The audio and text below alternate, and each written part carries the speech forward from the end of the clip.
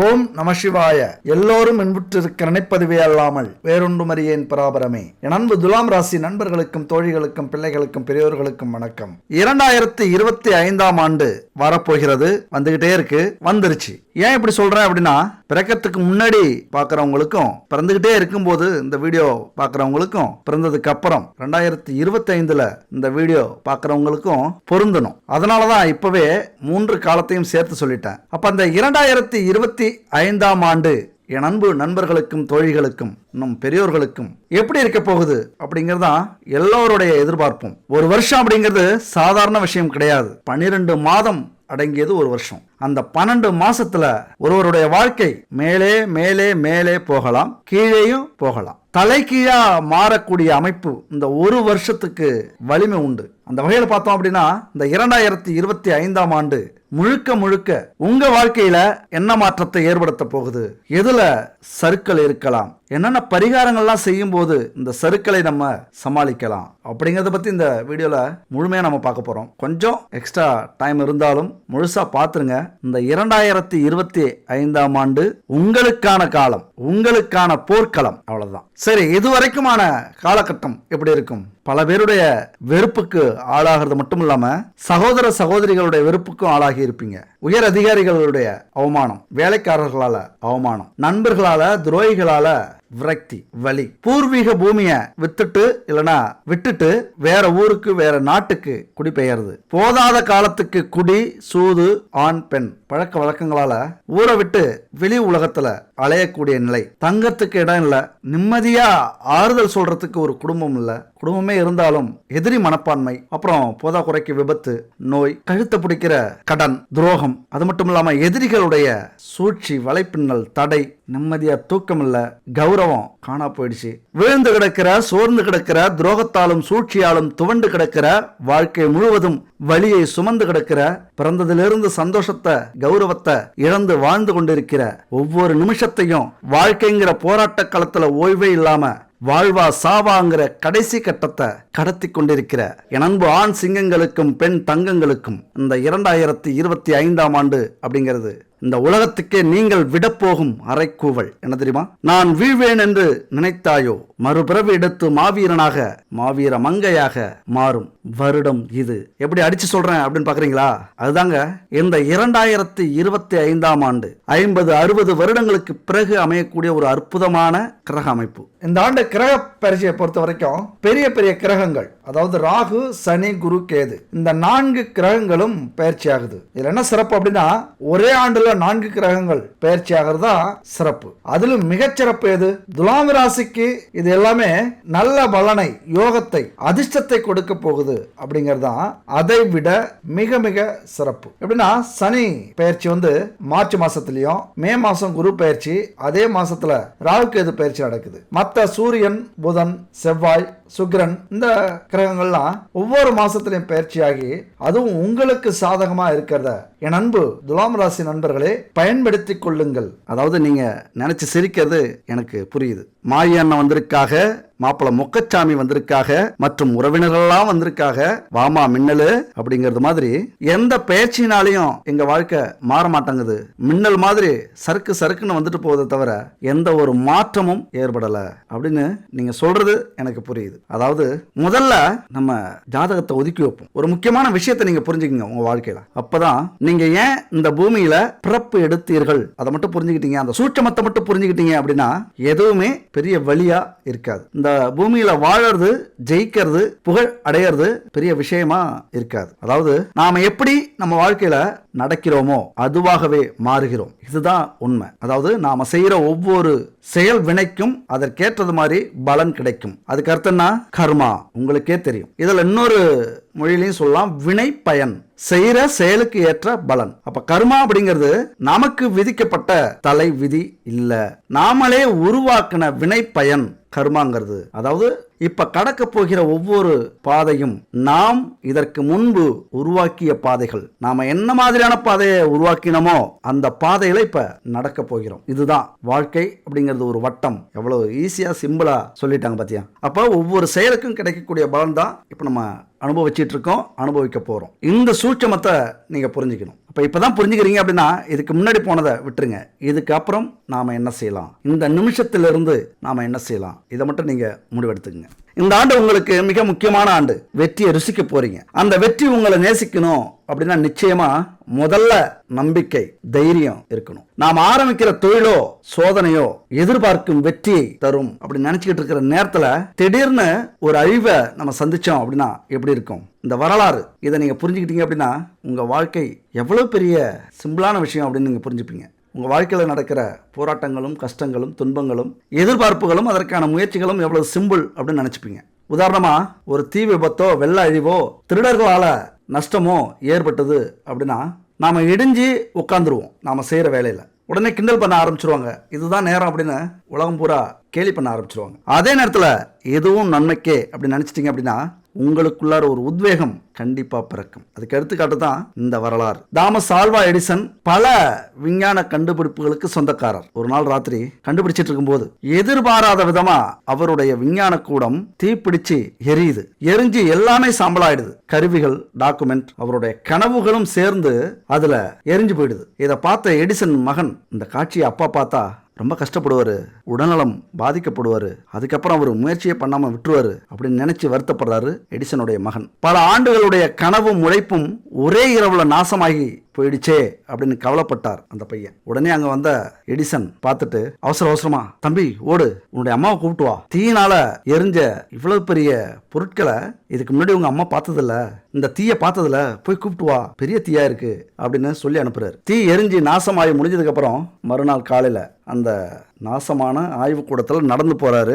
அப்ப பின்னாடியே தொடர்ந்து வர உதவியாளர் அவர்கிட்ட எடிசன் சொல்றாரு. அதை கேட்ட உதவியாளர் உண்மையா அதிர்ந்து போனார். அப்படி உதவியாளர்கிட்ட எடிசன் என்ன சொன்னார், அவர் சொன்னதை இந்த வீடியோட கடைசியா பார்க்கலாம். இப்ப துலாம் ராசியை பொறுத்த வரைக்கும் அடுத்து வர அனைத்து பயிற்சிகளுமே உங்களுக்கு சாதகமா, யோகமா, அமோகமா அமையுது. பாக்கியஸ்தானத்துல குரு அமர்கிறார். அப்ப பாக்கியஸ்தானமுடைய பார்வை லக்னத்து மேல விழுது. இது அதை விட ஒரு அற்புதமான யோகம். லக்னத்து மேல விழுந்தாலே உங்களுடைய எண்ணம், செயல், உருவம் இது எல்லாமே அப்படியே டோட்டலா மாறி போயிடும். பெரிய மாற்றத்தை உருவாக்கும். உங்களுடைய நடவடிக்கை மிக சுறுசுறுப்பா இருக்கும். தவறான வழியில போக மாட்டீங்க. எதையும் தப்பு தப்பா செய்ய மாட்டீங்க. இதுவரைக்கும் கத்துக்கிட்ட பாடம் எல்லாம், கத்துக்கிட்ட வித்தையெல்லாம் மொத்தமா இறக்கக்கூடிய ஆண்டு துலாம் ராசி நண்பர்களுக்கு. ஏன்னா அனைத்து சுபகாரியங்களும் இந்த லக்னத்தின் பார்வையினால, குருவினுடைய பார்வையினால இந்த ஆண்டு உங்களுக்கு என்னென்ன காரியங்கள்லாம் உங்க குடும்பத்துல நடக்கலையோ, சுப நிகழ்ச்சிகள் அத்தனையும் நடக்க போகுது. அதுபோல குடும்பத்துல இருக்கிற பிரச்சனைகள் முக்கியமா அது தீரும். இதுக்குத்தானே இவ்வளவு கஷ்டப்பட்டு இருக்கோம், இதுக்காகத்தானே இப்படி போராடிக்கிட்டு இருக்கோம் குடும்ப பிரச்சனையை தீர்க்கறதுக்கு. அந்த போராட்டத்துக்கான வெற்றி இந்த ஆண்டு உங்களுக்கு கிடைக்க போகுது. குடும்பத்துக்குள்ளார அன்பு, அந்யோன்யம் இதெல்லாமே கரை புரண்டோடும். அதாவது அவர்களுடைய தேவைகளை, அவர்களுடைய கனவுகளை நீங்க பூர்த்தி செய்ய போறீங்க இந்த ஆண்டு. இன்னும் சொல்ல போனா ஆனந்த கண்ணீர் கூட வரும் அளவுக்கு அனைத்துமே நல்ல விஷயங்களா நடக்கும். அதாவது நான் நினைச்சே பார்க்கல, உண்மையா எனக்கு இதை நினைக்கும் போது ரொம்ப ஆனந்த கண்ணீரே வருது அப்படின்னு சொல்லக்கூடிய சம்பவங்களும் நிகழ்வுகளும் உங்கள் வாழ்க்கையில இந்த காலகட்டத்தில் வரும். குடும்பத்தில் மகிழ்ச்சி சொல்ல முடியாது. ஏன்னா எவ்வளவோ பிரச்சனை நடந்திருக்கும், மரியாதை இல்லாமல் போயிருக்கும், அடுத்தவர்கள் அவமானப்படுத்தி இருப்பார்கள், குடும்ப கௌரவம் போயிருக்கும். இன்னைக்கு எல்லாருமே ஒன்று சேர்ந்து உங்களுடைய முன்னேற்றத்திற்காக உழைக்க போறாங்க. உங்களது முன்னேற்றத்தை பார்த்து பெருமைப்பட போறாங்க. உங்களை முன்னேற்றி விட்டு அழகு பார்க்க போறாங்க. இதுதான் நடக்க போகுது. நீண்ட நாட்களாக பிரச்சனையாக இருந்த இந்த கடன் பிரச்சனை அதெல்லாம் உங்களுக்கு இந்த காலகட்டம் முடியும். ஏன்னா உங்களுடைய வாழ்க்கைக்காக வாங்கின கடன் எப்படின்னா, குடும்ப சந்தோஷத்துக்காக நிறைய கடன் வாங்கி அவங்கள சந்தோஷப்படுத்திருப்பீங்க. ஒரு வீடு கட்டுறது, ஒரு வாகனம் வாங்குறது, அவங்களுக்கு தேவையான பொருட்களை வாங்கி கொடுக்கறது, அதாவது உல்லாச வாழ்க்கைக்கான செலவுகளை கடன் வாங்கி நீங்க செஞ்சிருப்பீங்க. அந்த கடனை எல்லாம் இதுவரைக்கும் அடைக்க முடியாம கஷ்டப்பட்டிருப்பீங்க. இந்த காலகட்டத்தில் உங்களால அடைக்க முடியும். இந்த கணவன் மனைவிக்கிடையே இருந்த வேற்றுமை இருக்குல்ல, அதெல்லாம் ஒற்றுமையாக மாறப்போகுது. அந்த ஒரு புரிதல் வந்துடும். இதுதான் வாழ்க்கை, இதுதான் கணவன், இப்படிதான் மனைவி, இதுதான் குடும்பம், இப்படிதான் நடந்துக்கணும், உண்மையா அன்போட நடந்துக்கணும், மதிக்கணும், ஈகோ விளக்கணும். இப்படியான பல பரிமாற்ற வளர்ச்சி உங்க வாழ்க்கையில ஏற்பட போகுது. முக்கியமா ஆன்மீக பணியில நாட்டம் அதிகரிக்கும். அதுவே உங்கள் வாழ்க்கையில ஒளியை ஏற்றி வைக்கும். யார் ஒருவர் ஆன்மீகத்து பக்கம் போய் தீவிரமா இறங்கி ஆன்மீகத்தோட தொழிலையும் வேலையையும் முயற்சியையும் செய்யறாங்களோ அவங்க கண்டிப்பா வாழ்க்கையில முன்னேறுவாங்க. அப்படிதான் முன்னேறிட்டு இருக்காங்க. அப்ப ஆன்மீக நாட்டத்தினால அமைதி கிடைக்கும், சிந்தனை தெளிவாகும், நீங்கள் செயல்படுற அந்த செயல் தெளிவாக இருக்கும்போது நல்ல பலனை கொடுக்கும். ஒரு வேலையோ ஒரு தொழிலோ இந்த காலகட்டத்தில் மிக சிறப்பாக நீங்கள் செயல்பட போகிறீங்க. அதுபோல் பண வரவு இருக்குல்ல, அதெல்லாம் எதிர்பார்க்காத இடத்திலிருந்து எதிர்பார்க்காத நேரத்தில் உங்களுக்கு இந்த பணம் வரப்போகுது. இந்த காலகட்டத்தில் உடல் ஆரோக்கியத்தை பொறுத்த வரைக்கும் சூப்பர். அதாவது உடலில் சின்ன சின்ன பிரச்சனைகள் இருந்திருக்கும், அது உங்களுக்கு பெரிய கவலையை ஏற்படுத்தி இருக்கும். இதுக்கு மேலலாம் அதான் சொன்னே, லக்கணத்தை குரு பார்க்குறார். ஒரு உற்சாகம், ஒரு தெய்வீகத்தன்மை, உங்களுடைய நல்ல எண்ணங்களே உங்கள் மனசில் இருக்கிற பிரச்சனையையும் உடலில் இருக்கிற பிரச்சனையும் சரியாக்கும். அடுத்து யோகத்தை பொறுத்த வரைக்கும் வீடு, வாகனம், மனை இதெல்லாமே இந்த காலகட்டத்தில் ஒரு நல்ல பலன் பார்க்கலாம். நீங்கள் இன்னும் சொல்லப்போனால் உங்களுக்காகவே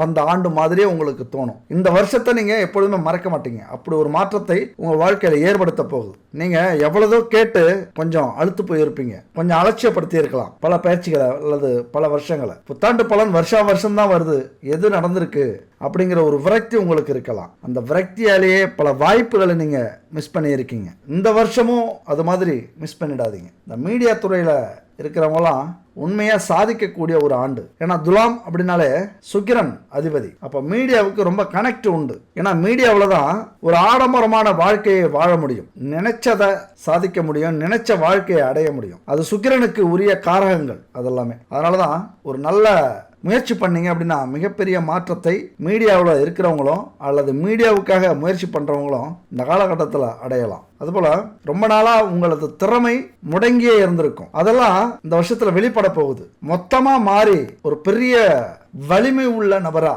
ஒரு பெண்ணா, ஒரு ஆணா இந்த காலத்தில் நீங்கள் இந்த வருஷத்தில் நீங்கள் இருக்க போறீங்க.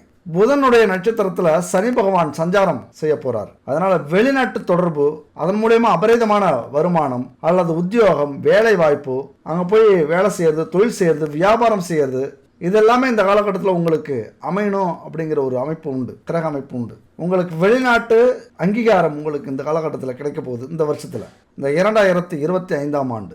ஆனால் இங்கே பேச்சை நீங்கள் சாதுரியமாக பயன்படுத்தணும். தேவையில்லாத பேச்சை இங்கே பயன்படுத்தக்கூடாது. எது தேவை, எது முக்கியம், அதை பொறுத்து பேசுவது மிக மிக அவசியம். வாடிக்கையாளர்கள் உங்களால் திருப்தி அடைவாங்க ஒரு தொழிலில், ஒரு வியாபாரத்தில். அதுபோல் பேச்சால் சம்பாதிக்கக்கூடிய தொழில்கள்லாம் இந்த காலகட்டத்தில் சக்சஸ் ஆகும். அது மாதிரி உங்களுக்கு இந்த காஸ்மெட்டிக்ஸ், அழகு சாதன பொருட்கள், ஆயக்கலை 64 அப்படின்னு சொல்லுவாங்க. அது எந்த தொழிலாக இருந்தாலும் வேலையாக இருந்தாலும் உங்களுக்கு அது சாதகமாக அமையும். அது சம்பந்தப்பட்ட தொழிலை செய்யுங்க. இந்த காலகட்டத்தில் முதலீடு செய்யலாம். முதலீடு செஞ்சீங்க அப்படின்னா பல மடங்கு அதிகரிக்கக்கூடிய ஒரு அமைப்பு. ஏன்னா குரு பார்க்க கோடி நன்மை அப்படிங்கிறது மாதிரி குருவினுடைய பார்வை உங்களது புதிய நடவடிக்கைகள் அத்தனைக்கும் ஒரு தெம்பு கொடுக்கும், அத்தனையும் ஒரு பலனா உங்களுக்கு கொடுக்க வைக்கும். அதுபோல உத்தியோகத்தில் இருக்கிறவங்களுக்கு இந்த காலகட்டத்தில் கொஞ்சம் கஷ்டமா இருக்கும் அப்படின்னா உங்களை நம்பி நிறைய வேலையை ஒப்படைப்பார்கள். கூடுதலாக வேலையை கவனிக்க வேண்டி வரும். அது ஒரு விதத்தில் உங்களுக்கு மன கஷ்டத்தையும் மன வருத்தத்தையும் உடல் அயற்சியையும் உருவாக்கினாலும் ஆனால் அது மிகப்பெரிய முன்னேற்றத்திற்கு சமம். உங்கள் வாழ்க்கையில் அந்த வேலையிலையோ அந்த பணியிலேயோ ஒரு நல்ல முன்னேற்றத்தை, அதாவது பதவி உயர்வு, சம்பள உயர்வை கொடுப்பதற்கு காரணமாக அது இருக்கும். ஏன்னா கஷ்டப்படுற இடத்துல தான், கஷ்டப்படுற வேலையில் தான் நம்ம திறமை வெளிப்படும். அந்த திறமையை பார்க்கும்போது தான் நம்முடைய உயர் அதிகாரிகள் நமக்கான அந்த அங்கீகாரத்தை கொடுப்பார்கள். அதுபோல வெளியூர் பயணங்கள் நல்ல லாபத்தை கொடுக்கும். வீணா எங்கேயும் போக வேண்டாம், அதுபோல வீணாக யாருக்கிட்டையும் பேச வேண்டாம், வீணாக எதுக்கும் ஆசைப்பட வேண்டாம். இந்த விஷயத்தை கொஞ்சம் கடைபிடிக்கிறது அவசியம். முக்கியமாக கடன் தொல்லைகள் நீங்கும். ஏன்னா வேலை இல்லாம இருந்து கடன் வாங்கி வாழ வேண்டிய சூழ்நிலை இருந்திருக்கும். இல்லைனா சுப நிகழ்ச்சிக்காக வாங்கியிருப்பீங்க, இல்லைனா நண்பர்களுக்காக, உறவுகளுக்காக நம்பிக்கையின் பேரில் வாங்கி கொடுத்து நீங்க கடன் அடைச்சிக்கிட்டு இருப்பீங்க. இது கண்டிப்பா துலாம் ராசியை பொறுத்த வரைக்கும் கடன் உண்டு ஏதாவது ஒரு வகையில். எப்படி உண்டு அப்படின்னா அந்த ஒரு ஆடம்பரமான வாழ்க்கையை விரும்பக்கூடியவர்கள் துலாம் ராசி நண்பர்களும் தோழிகளும். அப்போ அதுக்காகவே கடனை வாங்கறதுக்கு தைரியம் வந்துடும். அதே நேரத்தில் வேலை இருந்தால் ஓரளவுக்கு சமாளிச்சிருவீங்க, வேலை இல்லைன்னா அந்த கடன் அதிகமாயிட்டே இருக்கும். இதுவரைக்கும் இந்த கடன் பிரச்சனை பெரும் பிரச்சனையாக உங்களுக்கு இருந்திருக்கும், அது இந்த காலகட்டத்தில் தீரப்போகுது. ஏன்னா நல்ல ஒரு வேலை அமைஞ்சு கடனை தீர்ப்பீங்க. அடுத்த 3, 6, 10க்குரிய இடங்களில் சனி இருக்கும்போது, வரும்போது, பார்க்கும்போது உங்களை அடிச்சுக்கிறதுக்கு யாருமே இல்லை இந்த உலகத்தில். ஏன்னா துலாம் ராசி நண்பர்களுக்கு 6ஆம் இடத்துல சனி தொடர்பு வர்றதுனால எதையுமே கெத்தா தில்லா சந்திப்பீங்க. அதே விஷயத்தை தொழிலையும் வேலையிலையும் காட்டும்போது பொருளாதார பிரச்சனைகள் வராது, பணத்திற்கு பஞ்சம் இருக்காது, பெரிய பெரிய நபர்களுடைய தொடர்பு கிடைக்கும். ஆனால் அதே நேரத்தில் மறுபடியும் கடன் வாங்க வேண்டிய சூழ்நிலை ஏற்படும். இங்கே தான் நீங்கள் எச்சரிக்கையாக இருக்கணும். எப்பொழுதுமே இந்த வருஷத்தில் மட்டும் கடனே வாங்க மாட்டேன் அப்படின்னு நீங்கள் உறுதி எடுத்துக்கிறது நல்லது. கடன் வாங்கினீங்க அப்படின்னா இந்த கடன் தொடர்ந்துக்கிட்டே இருக்கும். கடன் வாங்கி எந்த ஒரு விஷயத்தையும் செய்யணும் அப்படின்னா ஒரு முறைக்கு 100 முறை சிந்தித்து செயல்படுவது அல்லது அந்த கடன் வாங்குவது நல்லது. கடன் வாங்கினீங்க அப்படின்னா அதை அடைக்க முடியாது. 5ஆம் இடத்துல ராகு அமர்கிறார். ராகு அப்படின்னாலே நம்மளுடைய எண்ணங்களை பெருசாக்கும், கனவுகளை பெருசாக்கும், ஆசையை பெருசாக்கும். உடல் கொஞ்சம் உற்சாகத்துல எதை வேணாலும் செய்யலாம் அப்படிங்கிற எண்ணத்தை வரவழைக்கக்கூடிய அமைப்பு ராகு 5ல் இருக்கும்போது இதை சென்சிட்டிவா நீங்க பயன்படுத்தணும். இல்லைன்னா ரொம்ப சிக்கலாயிடும். இதை சென்சிட்டிவா பயன்படுத்தினீங்கன்னா உங்களை உச்சிக்கு கொண்டு போய் உட்கார வைக்கும். ராகு அலட்சியப்படுத்தினீங்க அப்படின்னா மறைவு வாழ்க்கையை வாழ வச்சிடும். ராகுக்கு 2 குணம் உண்டு. அந்த 2 குணமும் எப்படி செயல்படும் அப்படின்னா நம்முடைய குணத்துக்கு, எண்ணத்துக்கு, செயல்பாடுக்கு ஏற்றது மாதிரி அந்த 2 குணமும் செயல்படும். நம்மளை தூக்கி விடுறதும் இறக்கி விடுறதும் ராகு பகவான் நம்மளுடைய செயல்பாடுக்கு ஏற்ற மாதிரி அதை செய்ய வைப்பார். அதனால சமூகத்தில் மிகப்பெரிய உயர்ந்த உறவுகள், உயர்ந்த நட்பு கிடைக்கும். அதன் மூலமா எல்லா விஷயத்தையும் நீங்க சாதிச்சுப்பீங்க. சனி 6ஆம் இடமான குருவின் வீட்டுக்கு போறார். அதனால இந்த காலகட்டத்தில் தொழில ஆரம்பிக்கிறதுக்கு முயற்சி பண்ணுவீங்க. சனி கர்மக்காரகன், தொழில்காரகன். அப்ப குருவோட இணையும் போது குரு செல்வத்துக்கு அதிபதி. இந்த தொழிலும் அந்த செல்வமும் ஒன்னா சேரும் போது ஒரு தொழிலை ஆரம்பிப்பீங்க. இல்லைன்னா செஞ்சுக்கிட்டு இருக்கிற தொழில நல்ல லாபத்தை அடைவீங்க. வேலை கிடைக்கும், இல்லைன்னா வேலையில பதவி உயர்வு கிடைக்கும். இப்படியான ஒரு அமைப்பை இந்த ராகு உங்களுக்கு கொடுப்பார். முக்கியமா லட்சுமி நரசிம்மரை வியாழக்கிழமை தோறும் வணங்கி வரீங்க அப்படின்னா உங்களது சோர்வை போக்கி நீங்க ஆசைப்பட்டதை உங்களுக்கு கொடுக்கும் அந்த வழிபாடு. அது மட்டும் இல்ல, குரு ராகுவுடைய நட்சத்திரத்தின் மேல உட்கார்றதுனால நீங்க நினைச்ச காரியம் எல்லாமே கைகூடும். அது இறை வழிபாட்டால சாத்தியமாகும். நீங்க எடுக்கிற வேலையில கண்ணும் கருத்துமா இருக்க வேண்டியது மிகவும் அவசியம். அப்படி இருந்துட்டீங்க அப்படின்னா உங்க வாழ்க்கையில இந்த ஆண்டு உச்சத்தை அடைவீர்கள். நீங்க செய்யற வேலையை ஏதோ கடமைக்காகவும் விதியே இதெல்லாம் நம்ம செய்ய வேண்டியதா இருக்கு, நம்ம படிச்ச படிப்புக்கும் செய்யற வேலைக்கு சம்பந்தமே இல்லையே அப்படிங்கிற வெறுப்பு இல்லாம எதை செஞ்சாலும் அதை கடவுளாக. ஏன்னா நம்ம நாட்டுல கடவுளுக்கு பஞ்சம் இல்லை. இதை நிறைய பேர் கேலி பண்ணுவாங்க. ஆனா உண்மை என்னன்னா எல்லாரையும் நாம மதிக்கிறோம், கடவுளுக்கு இணையாக பார்க்கிறோம். அதுதான் அர்த்தம். அப்ப நாம செய்யற வேலையையும் தொழிலையும் வெறுப்போட செஞ்சீங்க அப்படின்னா ஒரு படி கூட மேல ஏற முடியாது. அதே நேரத்துல கருமமே கண்ணாயினர் அப்படின்னு சொல்லுவாங்க. அந்த மாதிரி நீங்க இருந்தீங்க அப்படின்னா இந்த ஆண்டு உங்களுக்கான ஆண்டு. உங்கள் கொடி பறக்கும் இந்த ஆண்டுல. அப்ப நம்ம செய்யற வேலையை தொடங்கிட்டோம் அப்படின்னா அதை பற்றிய சிந்தனைகள் அதிகமா இருக்கணும், எண்ணங்கள் அதிகமா இருக்கணும். உங்களை எந்த ஒரு விஷயம் தூங்க விடலையோ அதுல கண்டிப்பா நீங்க சாதிப்பீங்க. அதே நேரத்துல பயந்துடக்கூடாது. நிறைய முயற்சி பண்ண போறீங்க இந்த வருஷம், நிறைய உழைக்க போறீங்க, நிறைய மனிதர்களை சந்திக்க போறீங்க, நிறைய சிந்திச்சு செயல்பட போறீங்க. ஆனால் அங்க நம்பிக்கை தான் முக்கியம். உண்டு உண்டு என்று நம்பிக்கை எடு, இங்கு உன்னை விட்டால் பூமி ஏது கவலை விடு. 2ல் 1 பார்ப்பதற்கு தோளை நிமிர்த்து, 2ல் 1 பார்ப்பதற்கு தோளை நிமிர்த்து, அதில் நீதி உன்னை தேடி வரும் மாலை தொடுத்து.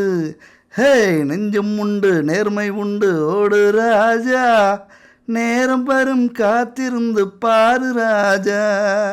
இப்படி முடியும் அப்படின்னு நம்பி அடுத்தவங்களால முடிக்க முடியாது அப்படின்னு நினைக்கிற காரியத்தை சுலபமா நீங்க முடிச்சு காட்டுவீங்க, சாதித்து காட்டுவீர்கள். இதெல்லாம் எவ்வளவு அற்புதமான பாடல். உங்களுக்கு சோர்வு ஏற்படும் போது இந்த மாதிரி ஒரு மோட்டிவேஷன் சாங் போட்டு ஒரு 10 நிமிஷம் கேளுங்க, மீண்டும் பிறப்பீர்கள். இன்னைக்கு பல பேர் வாழ்க்கையில மாற்றம் ஏற்பட்டிருக்கு அப்படின்னா இந்த மாதிரியான பாடல்களுக்கு முக்கிய பங்கு உண்டு. அடுத்து பாத்தீங்கன்னா குறிப்பா வியாபாரிகள்லாம் வியாபாரத்துல ஏற்றத்தாழ்வுகள் இருந்தாலும் உங்களது எதிரிகளும் நண்பர்களோடு சேர்ந்திருப்பார்கள், துரோகிகளும் உறவுகளோடு சேர்ந்திருப்பார்கள். இந்த காலகட்டத்தில் ஏதாவது ஒரு சிக்கல்ல மாட்டிவிடக்கூடிய அமைப்பு உண்டு.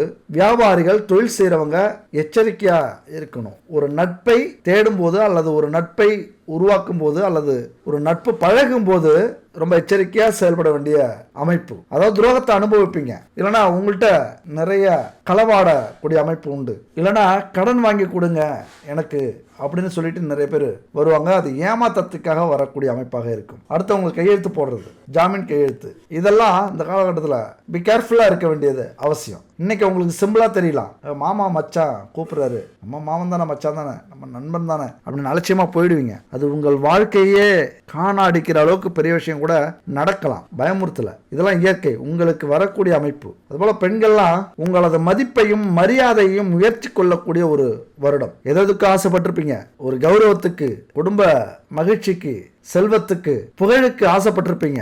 அது எல்லாமே இந்த காலகட்டத்தில் உங்களுக்காக கிடைக்க போகுது. இந்த வருஷம் கிடைக்க போகுதுன்னா தானா வந்துடாது. உங்களது முயற்சி இருக்கிற பட்சத்தில் சின்ன முயற்சி கூட பெரிய லாபத்தை உங்களால் அடைய முடியும். எவ்வளவோ பிரார்த்தனை செஞ்சிருப்பீங்க, இறை வழிபாடு நடத்திருப்பீங்க, அதில் கொஞ்சம் விரக்தியாக கூட மாறி இருக்கலாம். ஆனால் என்னதான் நம்ம உழைச்சாலும் வழிபாடு செய்தாலும் முயற்சி பண்ணாலும் கிடைக்கும் போது கண்டிப்பாக கிடைக்கும் அப்படின்னு சொல்லுவாங்க. அந்த கிடைக்கிற காலம் இந்த ஆண்டு. குழந்தைகள் உங்களுக்கு உதவிகரமாக இருப்பாங்க. சுபகாரியங்கள் நடத்துறதுல நீங்கள் மெயினாக இருப்பீங்க. உங்களுக்கு அங்கு மரியாதை கிடைக்கும். உற்றார் உறவினர்களுடைய ஒற்றுமை உங்களுக்கு கிடைக்கும். அவர்களுடைய உதவியும் கிடைக்கும். அடுத்து பார்த்தீங்கன்னா கலைத்துறையில் உள்ளவங்களுக்கு நல்ல ஆதரவும் முன்னேற்றம் உண்டு. அரசியல்வாதிகள்லாம் பொது சேவையில் ஈடுபடும் போது எச்சரிக்கையாக இருங்க. போலியாக எதையும் செய்யாதீங்க. உண்மையாக செயல்படுங்க.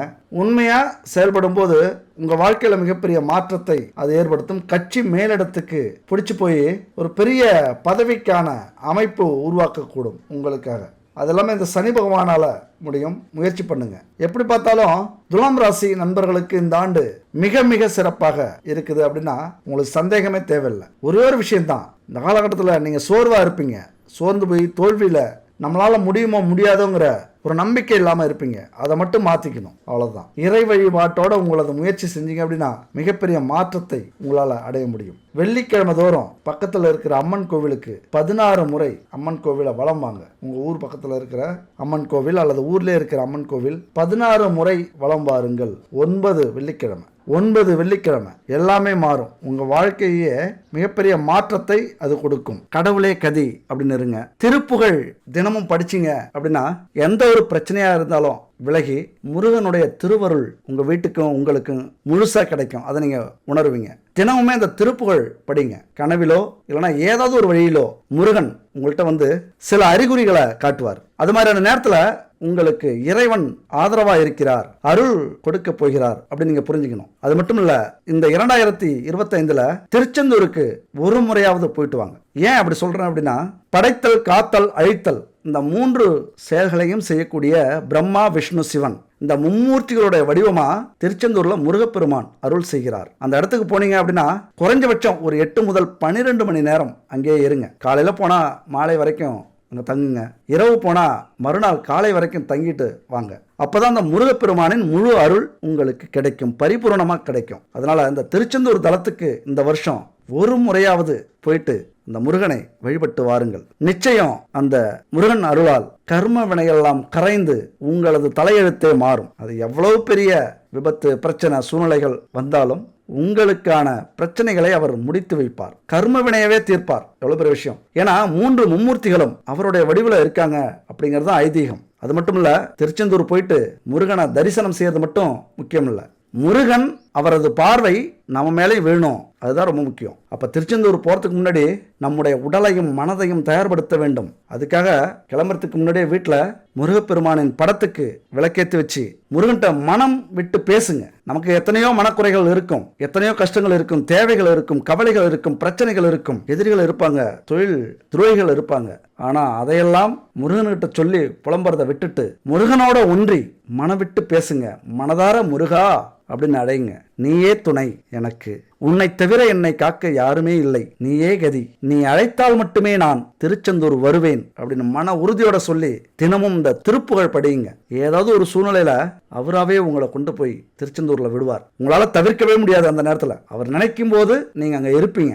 அங்க போயிட்டு அந்த நேரத்துல வந்துட்டீங்க அப்படின்னா கர்ம வினைகள் கரைந்து கோடீஸ்வரராக பணத்துல மட்டும் இல்ல மனதிலையும் அந்த புனிதத்தை உங்களால அடைய முடியும். என் அன்பு நண்பர்களே, நான் சொல்றது எல்லாமே இதுதான். நீ எவ்வளவு பெரிய கோடீஸ்வரனாகவும் இருக்கலாம், நீ எவ்வளவு பெரிய ஏழையாகவும் இருக்கலாம். உங்க வீட்டு பூஜை அறையும் சமையல் அறையும் சுத்தமாக இல்லைன்னா இது எல்லாத்துக்கும் ரொம்ப கீழே. இந்த ரெண்டுமே நம்ம வாழ்க்கையிலையும் சரி நம்ம வீட்லேயும் சரி ரொம்ப ரொம்ப முக்கியம். பூஜை அறையில் நறுமணம் வீசிக்கிட்டே இருக்கணும், ஒரு வாசனை வந்துக்கிட்டே இருக்கணும் எப்பொழுதுமே சரி. நாற்றம் இதெல்லாம் வந்ததுன்னா சத்தியமாக நம்ம வாழ்க்கையில் முன்னேறவே முடியாதுங்க. அங்கத்தான் எதிர்மறை சக்திகள் நம்ம வீட்டில் இருக்குது. சில வீட்டுக்கு போனோம்னா நமக்கு ஏதோ ஒரு வாடை வந்துக்கிட்டே இருக்கும். நீங்கள் கவனிச்சிருப்பீங்க. நம்ம வாழ்க்கையில் முன்னேறவே முடியல, அடிக்கடி பிரச்சனைகள், வீட்டில் சந்தோஷமே இல்லை, சுப நிகழ்ச்சிகளே நடக்கல, எந்நேரம் பார்த்தாலும் சண்டை, சச்சரவுகள், அழுகை, கடன் பிரச்சனை இப்படி இருக்குன்னா அதுக்கு காரணம் நம்ம வீட்டில் இருக்கிற எதிர்மறை சக்திகள் தான் காரணம். அதுபோல் வெள்ளி, செவ்வாய் இந்த கிழமையெல்லாம் தீபம் ஏற்றி ஊதுபத்தி இல்லைனா சாம்பிராணி, அகர்பத்தி இதெல்லாம் ஏற்றி வழிபடுங்க. கண்டிப்பாக மற்ற 7 நாள்லையும் முடியலன்னா இந்த 2 நாளாவது செய்யுங்க. வெள்ளிக்கிழமையில மகாலட்சுமிக்கு நாணயத்தால் பூஜை செய்வது நம்ம வீட்டில் மகாலட்சுமி குடியிருக்க உறுதி செய்யறது மாதிரி. ஊறுகாய் அப்படிங்கிறது மிக மிக முக்கியமானது. நம்ம வீட்டில் ஊறுகாய் இருக்கும், இதெல்லாம் தெய்வீகத்துக்கு தொடர்புடையதா அப்படின்னு இது வரைக்கும் நிறைய பேத்துக்கு தெரியாது. ஆனால் குபேரனுக்கு மிகவும் பிடித்த உணவு ஊறுகாய். அதனால வீட்டின் சமையல் அறையில் உப்பு, ஊறுகாய், மஞ்சள் இதெல்லாம் இருந்துகிட்டே இருக்கணும். பணத்துக்கு குறை இருந்தாலும் இந்த உப்பு, ஊறுகாய், மஞ்சள் இதுக்கெல்லாம் குறையே இருக்கக்கூடாது. இதெல்லாம் இருக்கும்போது தான் நம்ம வீட்டில் மகாலட்சுமி குடியிருப்பாள். இந்த பூஜை பொருட்கள் உங்கள் வீட்டில் இருக்கா அப்படின்னு கன்ஃபார்ம் பண்ணிக்கங்க. உங்கள் வாழ்க்கையில் மிகப்பெரிய மாற்றத்தை நீங்கள் ஏற்படுத்துவீங்க. லட்சுமி விளக்கு வச்சுக்கோங்க. நெய் இருக்கான்னு பாருங்க.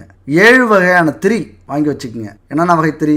பஞ்சு திரி, வாழைத்திரி, தாமரைத்தண்டு திரி, எருக்கந்திரி, மஞ்சள், சிகப்பு, பச்சை திரி, இப்படி 7 வகையான திரிக்கள் இருக்கணும். பஞ்சதீப எண்ணெய் இருக்கணும். பஞ்சகாவிய விளக்கு இருக்கணும். அகர்பத்தி, சாம்பிராணி, சூடம், பணத்தை ஈர்த்து கொடுக்கக்கூடிய பச்சை கற்பூரம், பாவ புண்ணியங்களை சரி பண்ணக்கூடிய பச்சரிசி கோலமாவு, நான் சொன்ன மாதிரி குபேரனுக்கு பிடிச்ச ஊறுகாய், உப்பு, மஞ்சள். இந்த பொருள்லாம் இல்லாம எந்த வீடு இருக்குதோ அந்த வீட்டில் அடிச்சு சத்தியமா சொல்றேங்க, குபேரனும் இருக்க மாட்டார், லட்சுமியும் இருக்க மாட்டாங்க. அப்படின்னா என்ன? பணங்காசு தங்காது. எந்நேரமும் கடன் பிரச்சனை இருந்துகிட்டே இருக்கும். இந்த பணத்தால பிரச்சனை இருந்துகிட்டே இருக்கும். ஏன்னா எதிர்மறை சக்திகள் நம்ம வீட்டில் இருக்கு அப்படின்னு அர்த்தம். முடிஞ்ச வரைக்கும் இந்த பொருள்லாம் சுத்தமான பொருளா வச்சுக்கோங்க. கலப்படம் இல்லாத எண்ணெயோ அல்லது பச்சை கற்பூரமோ. நம்ம கடவுளுக்கு தான் இதெல்லாம் செய்கிறோம், ஏதோ ஒரு பொருளை கடையில் வாங்கி கம்மியாக கிடைக்குதுன்னு பரிகாரம் செய்வோம் அப்படின்னு நினச்சிங்கன்னா அந்த பரிகாரத்துக்கு அந்த அளவுக்கு உங்களுக்கு பலன் கிடைக்காது. முடிஞ்ச வரைக்கும் நம்ம மனசாட்சிப்படி சுத்தமான பொருளை தேடுவோம். எங்கேயும் கிடைக்கல அப்படின்னா இந்த ஸ்க்ரீனில் இருக்கிற நம்பருக்கு கான்டாக்ட் பண்ணுங்கள். குட் பேபி சுத்தமான தரமான பூஜை பொருட்களாக இவங்க கொடுத்துக்கிட்டு இருக்காங்க. வாங்கி முயற்சி பண்ணி பாருங்கள். உங்களுக்கு தேவைன்னா இந்த விஷயத்தை எடுத்துக்கங்க. இது ஒரு விளம்பரம் தான். வீட்டில் வாங்கி வச்சு இந்த பூஜைகள் எல்லாம் செய்யுங்க, பரிகாரங்களை செய்யுங்க. நம்ம வாழ்க்கையில் உணவு எப்படியோ அரிசி, பருப்பு, கோதுமை, காய்கறிகள், மசாலா ஐட்டங்கள்லாம் இருக்குதோ அந்த மாதிரி கிச்சன் ரூமில் இந்த பொருளாக இருந்ததுன்னா பூஜை ரூமில் இந்த பொருள் இருந்தே ஆகணும். எதிர்மறை சக்திகள் வீட்டில் இருக்காது, நேர்மறை சக்திகள் நிறைந்திருக்கும். உங்கள் வீட்டில் எந்த ஒரு கஷ்டமுமே வராது. மிகப்பெரிய மாற்றத்தை அது ஏற்படுத்தும். இதெல்லாம் யாருக்கு தெரியுமா? நம்பினவங்களுக்கு மட்டும்தான். நம்பிக்கை இல்லாமல் கமெண்ட்ஸில் நம்மளை திட்ட ஆரம்பிச்சிடுவாங்க. என்ன விளம்பரமா, நல்ல ப்ராடக்ட் அட்வர்டைஸிங்க, நல்லா மார்க்கெட்டிங் திறமையா, இப்படி பல எழுத்துக்கள். அதை பற்றி நமக்கு என்னப்பா கவலை? மற்றவங்களை பற்றி நம்ம கவலைப்பட வேண்டிய அவசியமே இல்லை. நம்ம வேலையை நம்ம சரியாக செய்கிறோமா? திருடல, கொள்ளடிக்கல, அடுத்தவங்க வயிற்றுல அடித்து வயிற்றெரிச்சலோட நம்ம பணம் சம்பாதிக்கல, நேர்மையாக இந்த வேலையை நம்ம செஞ்சுக்கிட்டு இருக்கோம். இந்த பிரபஞ்சம் சொல்லி அனுப்புனதை உங்கள்கிட்ட சொல்லிக்கிட்டு இருக்கோம். அவ்வளோதான். இதை மட்டும் நீங்கள் ஃபாலோ பண்ணீங்க அப்படின்னா செல்வ செழிப்பின் உச்சிக்கே நீங்கள் போவீங்க அப்படிங்கிறது நான் சொல்லலை, சாஸ்திரங்கள் உறுதியாக சொல்கிறது. சீக்கிரம் நீங்கள் செல்வந்தர் ஆகணும் அல்லது கோடீஸ்வரர் ஆகணும், செல்வங்களையும் புகழையும் உங்கள் வீட்டுக்கு கொண்டு வரணும், பிரச்சனைகளையும் தடைகளையும் உடைக்கணும் அப்படின்னா இந்த தாந்திரிக ரகசியத்தை கேட்டுக்குங்க. இது தன ஆகர்ஷண ரகசியம். அதாவது வீட்டில் அஷ்டலட்சுமிகளையும் செல்வங்களையும் கொண்டு வரக்கூடிய ஒரு பரிகாரம் இது.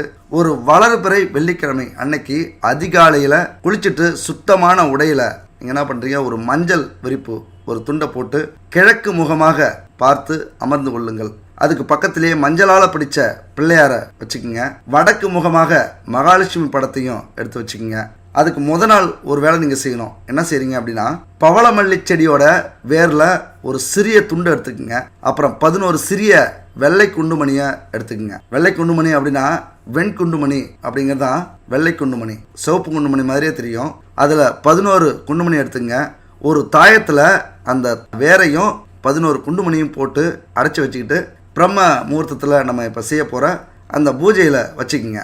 அதுக்கப்புறம் நொச்சி செடிக்கு என்ன பண்ணுறீங்க, மஞ்சள் எடுத்து மஞ்சள் கயிறால் காப்பு கட்டி அந்த ஆணி வேரை எடுத்து சந்தனம், குங்குமம் இதெல்லாம் தடவிக்குங்க. கொண்டு வந்து அந்த பூஜை அறையில் வச்சுங்க. இப்போ பிரம்ம முகூர்த்தத்தில், அதாவது 4:30 to 5:30 இந்த பிரம்ம முகூர்த்தத்தில் வெள்ளிக்கிழமை அன்னைக்கு அதிகாலையில் உட்காந்துடுறீங்க. நம்ம சொன்ன மாதிரி சுத்தமாக ஆடை உடுத்திக்கிட்டு மஞ்சள் துணியில் அமர்ந்துக்கிட்டு போட்டோ அது மாதிரி பிள்ளையெல்லாம் பிடிச்சி வச்சு உட்காந்துருங்க. அப்படியே வெற்றிலை, பாக்கு, ஏலக்காய், தேங்காய், பழம், ஊதுபத்தி இதெல்லாம் ஒரு பித்தளை தட்டில் வச்சு தீபாராதனைக்காக வச்சுங்க, பூஜையை தொடங்கிங்க. இந்த பூஜைக்கு குத்து விளக்கு மிக மிக நல்லது. குத்து விளக்குல பஞ்சதீப எண்ணெயை ஏற்றி வச்சுக்கங்க. பஞ்சபூதங்களை தன் வசப்படுத்தக்கூடிய ஆற்றல் அந்த பஞ்சதீப எண்ணெய்க்கு உண்டு. அதுபோல பச்சரிசி கோலமாவால், மண் பவுடரால் பண்ணாதீங்க, பச்சரிசி கோலமாவால் தாமரைப்பூ கோலம் நீங்கள் அமர்ந்திருக்கிறதுக்கும் பக்கத்தில் போட்டுக்குங்க. பஞ்சகாவிய விளக்கு இல்லைனா பஞ்சகாவிய சாம்பிராணி இல்லைனா பஞ்சகாவிய அகர்பத்தி இதை நீங்கள் வாங்கி அங்கே ஏற்றி வச்சுங்க. பஞ்சகாவியம் அப்படின்னா பால், தயிர், கோமியம், சாணம், நெய் இந்த 5 பொருட்களையும் சேர்த்து தயாரிக்கப்பட்டதான் இந்த பஞ்சகாவிய பொருட்கள். பசுமாடு அப்படின்னாலே அஷ்டலட்சுமிகள் குடிக்கொண்டிருக்கிற ஒரு இடம் அப்படின்னு சொல்லுவாங்க. நம்ம சொன்ன பொருட்கள்லாம் வச்சுக்கிட்டு தீபதூபம் ஏற்றும் போது இந்த மந்திரத்தை சொல்லுங்க. ஏற்றி முடித்த உடனே இந்த மந்திரத்தை சொல்லுங்க. 108 முறை மந்திரத்தை சொல்லணும். ஓம் யாதேவி சர்வபூதேஷு லக்ஷ்மி ரூபேண சமஸ்திதா நமஸ்தஸ்யை நமஸ்தஸ்யை நமஸ்தஸ்யை நமோ நம அப்படிங்கிற அந்த மந்திரத்தை 108 முறை சொல்லுங்க. சரி, இதுக்கு முன்னாடி நம்ம ஒரு ஸ்டோரி பார்த்தோம். எடிசன் அந்த எரிஞ்சு முடிஞ்ச ஆய்வகத்தை கடந்து போயிட்டு இருக்கும்போது உதவியாளர்கிட்ட சொன்னார்னு ஒரு விஷயத்த சொன்னோம். எடிசன் அந்த உதவியாளர்கிட்ட சொல்றாரு, நாம கடவுளுக்குத்தான் நன்றி சொல்லணும்.